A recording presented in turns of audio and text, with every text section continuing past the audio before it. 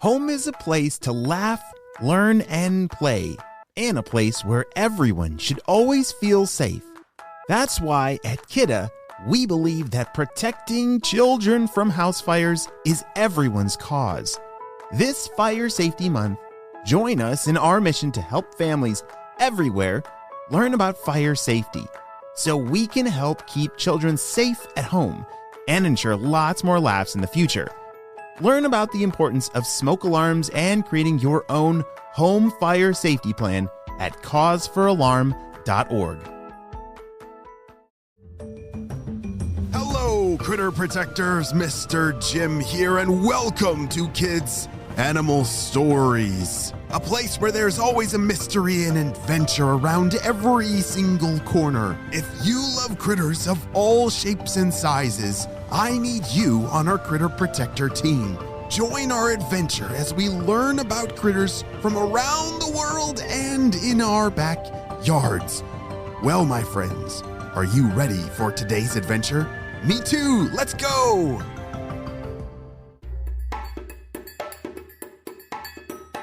What has amazing colors was just discovered and is named after one of the greatest authors of all time, the Rio Negro stream Treefrog. This frog was named after J.R.R. Tolkien, the author of The Hobbit and The Lord of the Rings. Today's adventure takes us far away to a beautiful freshwater stream with tall grass and trees all around deep in the Ecuadorian Andes. This very special place is home of the Rio Negro stream treefrog named Beto. Beto was a small frog with big eyes and sticky toes that allowed him to climb trees and catch insects for his meals. He had a grayish-green back with yellow spots and black specks. His eyes were the coolest around, with pink and black and yellow all mixed together.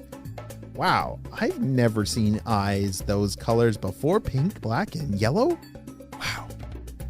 He was a super adventurous frog and loved to explore the world all around him. He liked to climb trees, hopping from branch to branch, or through the tall grass, fresh water, and even visited the neighboring trees. Odds are you've never heard of a frog quite like Beto. He lives in one special place, the Rio Negro Sopladora National Park. If that's not cool enough, the Rio Negro stream treefrog is a newly discovered species, never before documented or named, like I said at the beginning of the story. Beto, slow down. Stop to smell the roses a bit, all the other critters would say to him. He definitely wasn't the type of frog who liked to sit still, and a regular old day wasn't really his idea of a good time.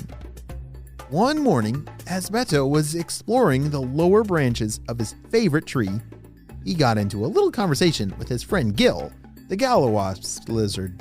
Gil, I just don't like staying in one place. The forest is so big, and I don't want to miss a thing. Same old, same old. It's just, well, plain old boring. Beto went on and on as Gil just listened. Gil was older and wiser than Beto, and he was a really good listener. His shiny, scaly self had seen a lot more than Beto through the years. As much as he wanted to warn Beto of all the hard and scary parts of the forest, he didn't want to squash his joy and excitement. "Just be careful out there, son," Gil said when Beto finally sat quiet for a second. "Oh, I will, Gil," Beto said. Just as Beto started hopping away, he heard a sound coming from the river below. It was a deep rumble that shook the trees. Curiosity got the best of him, and he decided to investigate. "This is so exciting. I bet it's something amazing down there." As he hopped closer to the water, he saw a massive black shadow lurking under the water surface. It glided back and forth until It peeked out from the water. It's a monster! What Beto was really seeing was a very large, very scary black caiman. And it had its eyes fixed right on him. Beto's heart raced as he tried to hop away, but he was too slow. The caiman was getting closer and closer, and Beto knew he was in grave danger. He let out a high-pitched scream, hoping that someone would hear him. Help! Help! Somebody help me! Beto cried. As Beto continued calling for help, he knew that he had to act fast if he wanted to survive. If I could just hop to that fallen log over there, I could get up the trees. Then with all his might, he hopped over the log. Beto landed on it and immediately let out a yell. Ow, my leg! In Beto's attempt to jump, he landed a bit too rough and hurt his leg. He tried to keep hopping away, but the pain in his injured leg slowed him down. My leg is...